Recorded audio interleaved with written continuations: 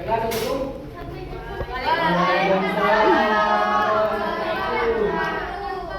Assalamualaikum warahmatullahi wabarakatuh. Waalaikumsalam warahmatullahi wabarakatuh.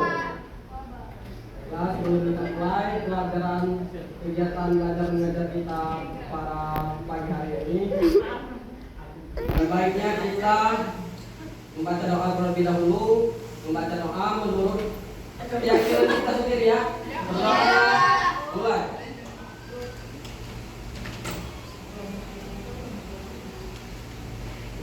Baiklah, selesai. Oh, bisa semua sini ya. Baik, kita absen. Pinky, Hendika, Hadir Pak. dari Purworejo. Ya, langsung saja kita masuk ke materi kita hari ini, yaitu apa judul materi kita? Apa itu perilaku taat? Patuh kepada siapa? Allah.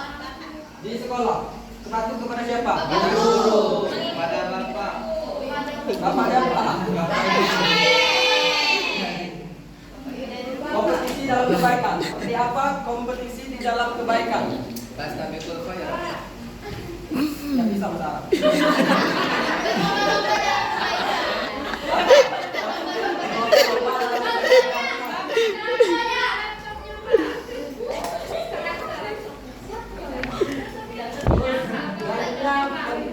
Pentingnya perilaku taat dalam kehidupan.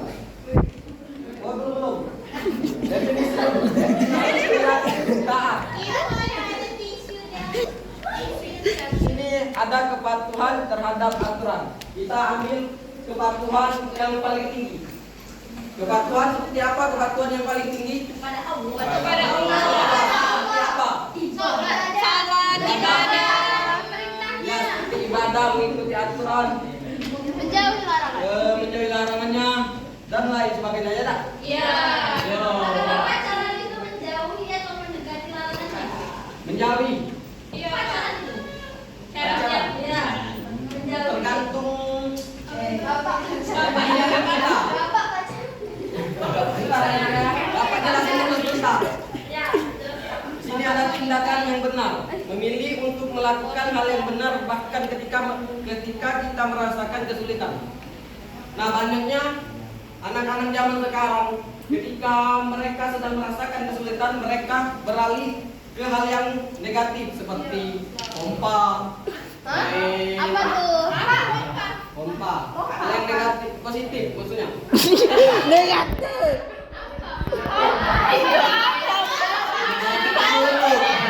Hal-hal yang dibenci oleh Allah.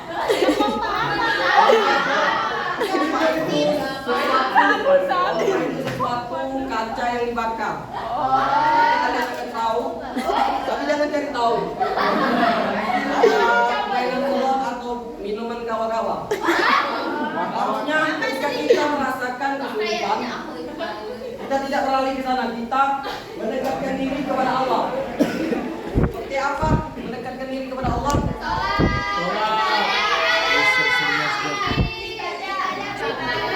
Dijelaskan di dalam Al-Quran di surah Al-Baqarah ayat 153.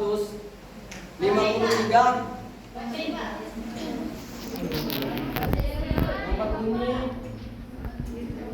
ya ayyuhalladzina amanu ista'inu bis-sabri was-shalah innallaha ma'as sabirin. Artinya, wahai orang-orang yang beriman, mohonlah pertolongan kepada Allah dengan sabar dan sholat. Sesungguhnya Allah bersama orang-orang yang sabar. Di situ kita disuruh mohonlah pertolongan kepada Allah dengan sabar dan sholat. Nah, ketika kita merasakan kesulitan, kita sholat dari sabar menghadapi ujian, terus tuh kita sholat berdoa. Apa doanya? Doanya tergantung apa kesusahan kita. Iya. Kalau tidak susah, tidak sabar, kita tidak apa-apa.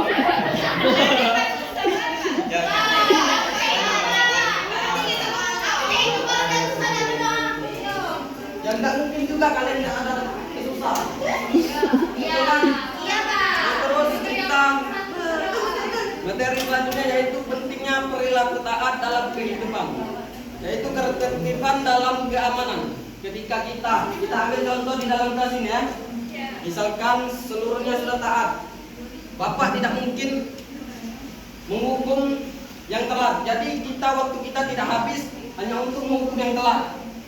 Jadi kita dapat menciptakan suasana yang aman dan damai. Terus di sini ada kemajuan dan keberhasilan. Taat pada aturan dalam hukum dan hukum membuka jalan untuk kemajuan bersama. Seperti bersatu kita teguh, Bercerai Nah, kita betul. tutup. Bercerai cari yang mana?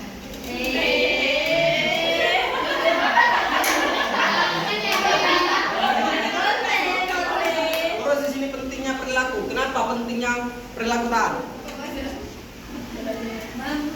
Ada yang tahu? Seperti di surah Al-Imran ayat 102 yang berbunyi Ya ayyuhalladzina amanu Walladzina amanu taqullah.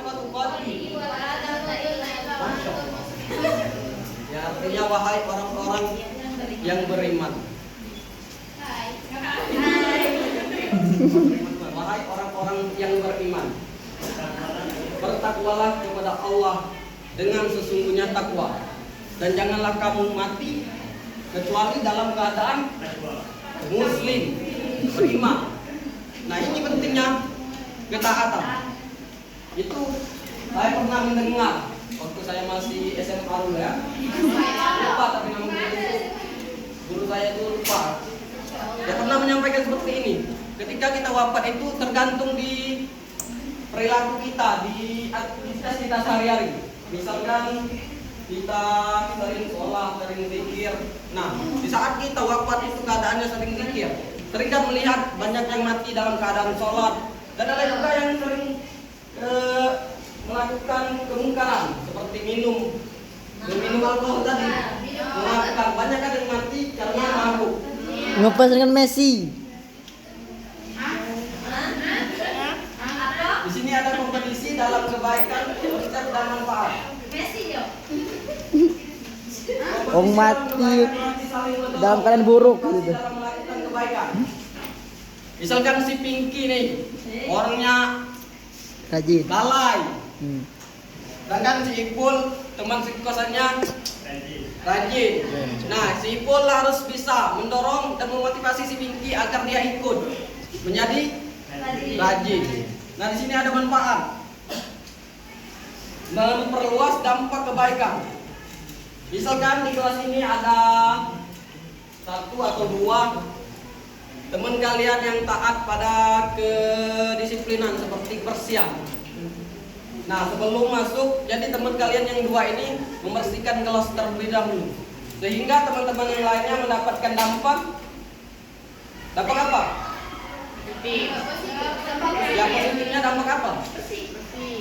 Selain bersih, kenyamanan, betul, kenyamanan. Kenyamanan, Iya. kesempurnaan. Perilaku taat. Sebelum kita taat, kita harus mengenali dulu apa aturannya. Misalkan di sekolah, aturan apa yang ada di sekolah? Aturan di sekolah? Berpakaian. Bersih. Rambut pendek. Rambut. Penampilan. Saya kan guru ya, yang salah jadi. Banyak guru harus mencerminkan hal yang baik ya Pak. Ya. Tapi kita harus mencontoh. Mencontohnya mengambil dari yang baik, jangan yang buruknya. Oh. Ada peribahasa. Guru kencing berdiri, murid kencing berlari. Mana paham guru kita ini? Ya kalau guru tidak mencontohkan hal yang baik, ya muridnya lebih buruk lagi. Nah, harusnya kalian berpikir, nah, jangan mengambil keburukan Pak. Ketika orang tua kalian lagi atau merokok misalkan kan, apa kalian harus mengikuti merokok? Tidak kan? Berarti saya.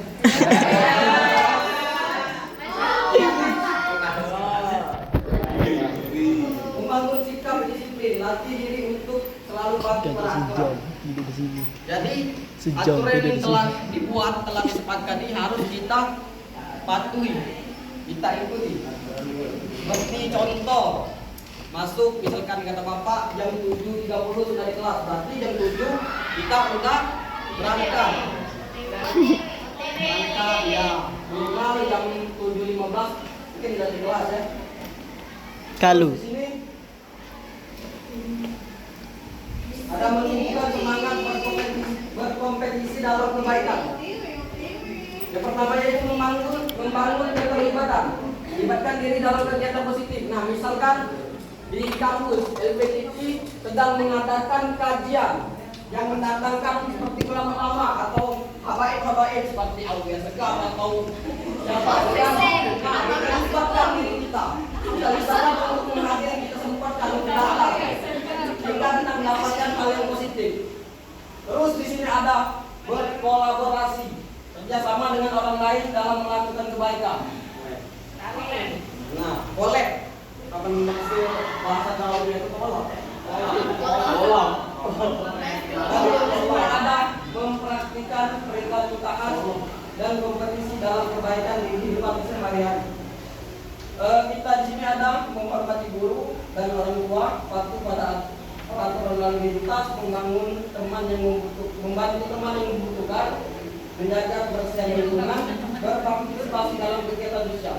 Kita ambil contoh dari menghormati guru, karena kita lagi sekarang di kelas. Kenapa harus hormat kepada guru? Supaya ilmunya berkah. Saya tanya saudara Epriadi. Iya, Kenapa pentingnya? Kenapa harus hormat guru? penting. Satu, biar dapat ilmu yang berkah. Dua, biar kita bisa ilmu yang kita dapat dari guru itu, biar kita bisa mengaplikasinya ke sehari-hari. Biar kita Berkah.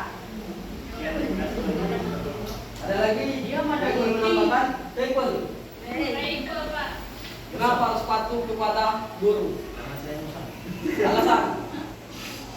Aku karena takut atau segan? Karena disuruh pak. Karena dia dua mati segan lupa. Oh, tak boleh.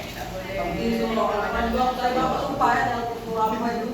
Tapi yang artinya itu, wahai orang-orang yang beriman, patuhlah, bertakwalah kepada Allah. Yang kepada Allah, Rasul, surah apa itu? Al-Nisa. Buku bapak intinya itu patuh kepada Allah, kepada Rasul, dan pemimpin di antara kamu. Dan di dalam kelas ini adalah pemimpin. Pemimpin di dalam kelas ini adalah guru. Kemudian selanjutnya yaitu kesimpulan. Perilaku taat dan kompetisi dalam kebaikan merupakan nilai penting dalam kehidupan. Dengan mempraktikkan nilai-nilai ini, kita dapat membangun masyarakat yang lebih baik dan harmonis. Kalau di dalam kelas ini kita semua sudah taat mengikuti aturan yang telah kita buat, sudah pasti kita dapat menciptakan suasana yang aman, damai, dan kenyamanan, sehingga di dalam belajar kita mendapatkan kemudahan, kelancaran. Mungkin sekian untuk materi kita pada siang hari ini. Jika ada salah, bapak mohon maaf ya. Mungkin cukup. Assalamualaikum warahmatullahi wabarakatuh. Waalaikumsalam warahmatullahi wabarakatuh.